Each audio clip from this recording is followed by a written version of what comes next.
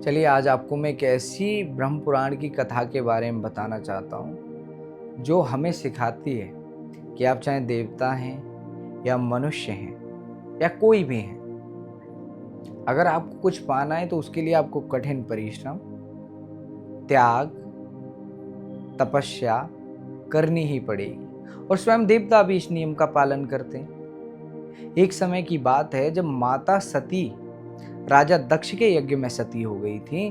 उसके पश्चात उनको दूसरी जगह पे जन्म लेना था। इधर कश्यप मुनि राजा हिमाचल और माता मैना के घर में पधारे। राजा ने अपने महल में कश्यप मुनि का बहुत आदर सत्कार किया, आसन दिया, अर्घ्यपान दिया। उसके बाद राजा ने कश्यप मुनि से एक सवाल पूछा कि प्रभु एक बात बताइए, अगर मुझे आपके जैसी ख्याति प्राप्त करनी है तो उसके लिए मुझे क्या करना पड़ेगा जिसमें देवता भी मेरा सम्मान करें और मेरी विश्व में ख्याति हो। तो कश्यप मुनि बोले, राजन, मेरी और ब्रह्मा जी की ख्याति तो हमारी संतानों के कारण है, और अगर आपको देवताओं में और विश्व में ख्याति चाहिए तो एक ऐसी संतान की प्राप्ति करनी होगी जो सर्वगुण संपन्न हो। उसके लिए आपको तपस्या करनी पड़ेगी। राजा हिमाचल ने कश्यप मुनि की बात को मान लिया। इधर राजा वन के लिए प्रस्थान किया, उधर कश्यप मुनि ने राजा के महल से प्रस्थान किया। राजा को कई वर्ष हो गए तपस्या करते करते, और जब तपस्या पूर्ण हुई उसके बाद स्वयं ब्रह्मा जी वहां प्रकट हुए।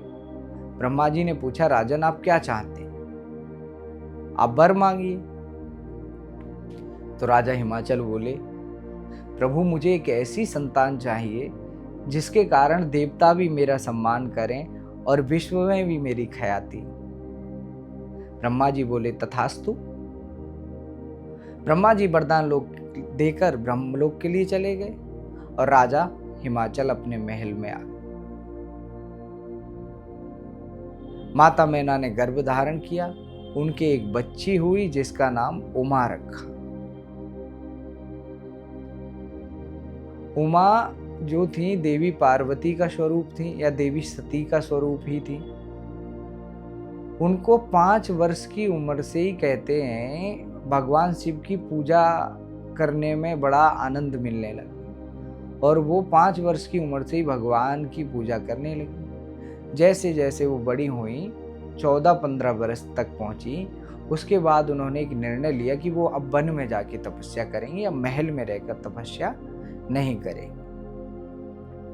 माता मैना और राजा हिमाचल ने बहुत समझाया, लेकिन कहा जाता है कि माता उमा तो जिद्दी थी, तो उन्होंने किसी की बात को नहीं सुना और उन्होंने महल को छोड़ दिया, वन में जाकर तपस्या करने लगी।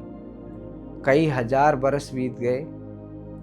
कहा जाता है कि उस समय माता पार्वती ने 10,000 बरस तक तपस्या की, और जब 10,000 बरस तपस्या की तो उनके शरीर में इतना तेज हो गया था कि कोई उनकी तरफ आंख उठाकर भी नहीं देख सकता था, इतना तेज उनके शरीर से निकलता था। और तपस्या करते करते थोड़ा शरीर भी दुर्बल हो गया था। माता ने ऐसी तपस्या की थी कि पहले उन्होंने अन्न छोड़ा, उसके बाद उन्होंने पत्ते खाने शुरू कर दिए, और जब 10,000 बरस तपस्या के बीत गए तो जो अंत के 100 वर्ष थे उन्होंने उसमें वो पत्ते खाने भी बंद कर दिए, और तभी से उनका नाम अपर्णा भी पड़ा। अब जब इतना समय हुआ तपस्या करते करते तो ब्रह्मलोक में भी परेशानियां होने लगी ब्रह्मा जी को, सृष्टि में भी परेशानी होने लगी, क्योंकि एक जगत जननी जब तपस्या कर रही है और वो स्वयं कष्ट झेल रही है, तो प्रकृति में और ब्रह्मलोक में या कहीं भी कठिनाइयाँ या परेशानी होना स्वाभाविक है। तो उसके पश्चात ब्रह्मदेव ने देवराज इंद्र को अपने ब्रह्मलोक बुलाया और देवराज इंद्र से कहा, इंद्र जाओ, माता पार्वती वन में तपस्या कर रही हैं, उनको समझाओ कि देवी आप जगत जननी हैं, आपके कारण संसार में भी परेशानी का सामना करना पड़ रहा है और हमें भी परेशानी हो रही है। और ये स्वाभाविक है। देवराज इंद्र ने आज्ञा का पालन करते हुए साथ में देवराज इंद्र के वायुदेव, अग्निदेव, जलदेव और भी जितने भी देवता थे सभी साथ गए। माता को प्रणाम किया। उसके बाद माता से विनती की कि माता, ब्रह्मा जी ने कहा है कि आपकी तपस्या पूर्ण हुई और जिसके लिए आप तपस्या कर रही हो वो स्वयं आपका वरण करेंगे, तो आप तपस्या क्यों कर रही हैं? और संसार में ऐसी कोई चीज़ नहीं है जिसे आप प्राप्त नहीं कर सकती, ऐसी कोई वस्तु नहीं है जिसे आप प्राप्त नहीं कर सकती। देवराज इंद्र ने बहुत समझाया लेकिन माता ने नहीं माना। उसके बाद ब्रह्मा जी स्वयं प्रकट हुए और स्वयं माता को बहुत समझाने की कोशिश की कि हे जगत जननी, आपको किसी वरदान की आवश्यकता नहीं है, आपको किसी भी ऐसी चीज़ की आवश्यकता नहीं है जो आप प्राप्त नहीं कर सकते। तो आप ये तपस्या, इतनी कठोर जो तपस्या की है वो क्यों की है? माता पार्वती ने उनका आदर सत्कार किया लेकिन फिर भी वो नहीं मानी। महादेव प्रकट हुए, वो भी विचित्र रूप धारण करके, और बोले, देवी आप जिसके लिए तपस्या कर रही हो उसका क्या करोगी? वो तो एक भांग पीने वाला व्यक्ति है, शरीर पे राख लगाता है, भूत प्रेतों में रहता है, इससे अच्छा मेरा ही वरण कर लो। देवी पार्वती में इतनी शक्ति तो थी कि वो पहचान सकती थी कि ये कौन है। देवी पार्वती ने पहचान लिया कि ये स्वयं महादेव हैं और रूप बदलकर यहाँ आए हुए हैं। तो देवी पार्वती बोली, महाराज मैं आपका वरण अवश्य कर लेती, लेकिन अभी मैं किसी की पुत्री हूँ और मैं अपने पिता के पराधीन हूँ। अगर आप चाहते हैं कि मैं आपका वरण करूं तो आप मेरे पिता के घर जाइए। अगर वो आज्ञा देते हैं कि हाँ मैं आपका वरण कर लूं तो मैं अवश्य आपका वरण कर लूंगी। सोचो कि स्वयं देवी पार्वती कह रही हैं कि मैं अपनी मर्जी से स्वयंवर या विवाह नहीं कर सकती, मैं अपने पिता के पराधीन हूं, उनकी आज्ञा के बिना मेरा विवाह नहीं होगा। महादेव ने कहा, ठीक है देवी, हम आपके पिता के घर जाते हैं। महादेव राजा हिमाचल के घर पहुंचे। उसी वेश में राजा हिमाचल ने आदर सत्कार किया, क्योंकि पहले के लोग महात्माओं का, साधुओं का, ऋषि मुनियों का राजा बहुत सम्मान किया करते थे। महल में ले गए, आसन दिया, अर्घ्य पान दिया। महादेव बोले, राजन मैं आपकी पुत्री से विवाह करना चाहता हूँ, अगर आप आज्ञा दें तो उनसे मैं मिलके आया हूँ। उन्होंने कहा अगर मेरे पिता आज्ञा देते हैं तो मैं अवश्य आपके वरण कर लूंगी। राजन बोले, क्षमा करना मुनिराज, लेकिन मैं अपनी बेटी का स्वयंवर करूंगा, जिसमें मेरी बेटी चाहेगी उसका वरण कर लेगी। हाँ, अगर स्वयंवर में मेरी बेटी आपका वरण करती है तो मुझे उससे कोई ऐतराज नहीं होगा, कोई परहेज नहीं होगा, मैं खुशी खुशी आपको अपना दामाद स्वीकार कर लूँ। राजा हिमाचल के महल से वापस महादेव उसी वेश में माता पार्वती के पास पहुँचे और बोले, देवी मैं आपके पिताश्री से मिला, उन्होंने मुझसे कहा है कि देखो मैं अपनी पुत्री का स्वयंवर रखूंगा और उस स्वयंवर में वो जिसका वरण करेंगी उसको मैं अपना जमाता स्वीकार कर लूँगा, मुझे उससे कोई ऐतराज नहीं होगा। अब आप बताइए देवी कि वहाँ तो स्वयं नारायण और ब्रह्मा जी, देवराज इंद्र, यहाँ तक कि कामदेव जैसे सुंदर सुंदर देवता इकट्ठे होंगे स्वयंवर में आपके, तो आप मेरा वरण क्यों करने लगे? तो देवी पार्वती बोली, प्रभु आप उस बात की फिक्र न कीजिए, मैं आपका ही वरण करूंगी, ये मेरा वचन है।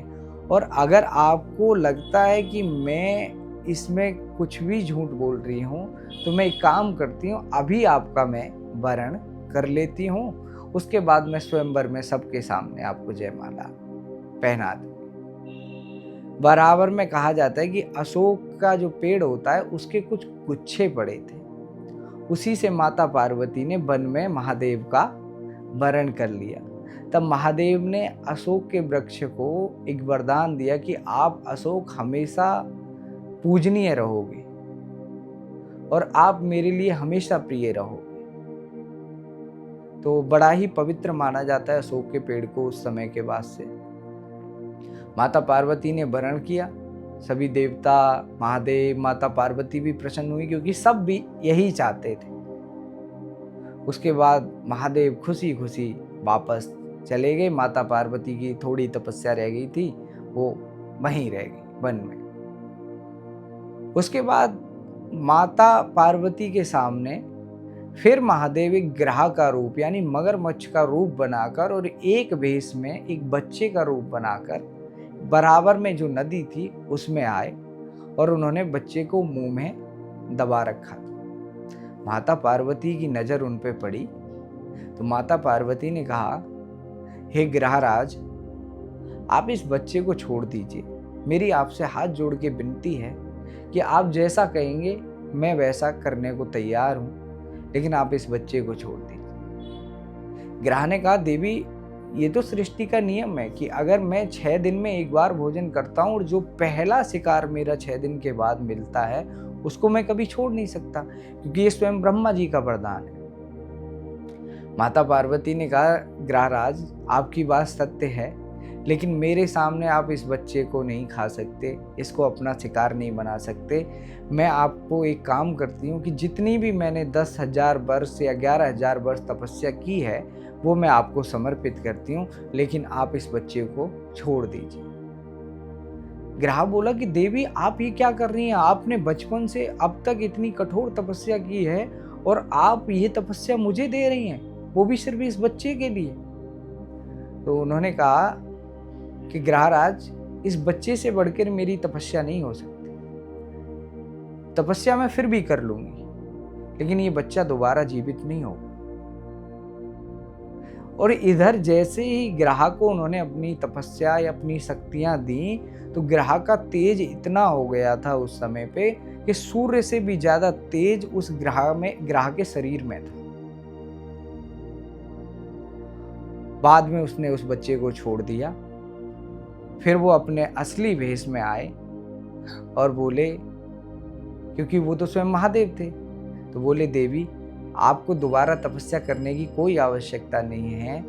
इसी का फल आपको अक्षय गुना होकर प्राप्त होगा जो आपने मुझे तपस्या दी।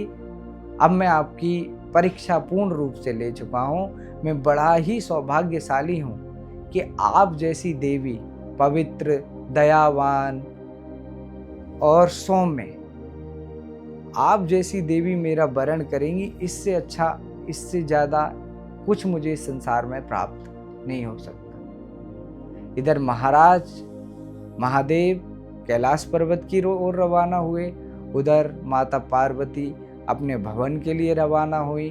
फिर स्वयंवर की तैयारियां राजा हिमाचल के भवन में होने लगी। तो ये कहानी हमें ये सिखाती है कि अगर आपको कुछ पाना भी है तो आप चाहे देवता हो या मनुष्य हो, लेकिन आपको कठिन परिश्रम, त्याग, तपस्या करनी ही पड़ेगी। क्योंकि अगर स्वयं भगवान अपने लिए सृष्टि का नियम नहीं तोड़ते तो हमारे लिए कैसे तोड़ते? तो ये तो सृष्टि का नियम है कि अगर आपको कुछ पाना है तो आपको त्याग, तपस्या करनी ही पड़ेगी। धन्यवाद।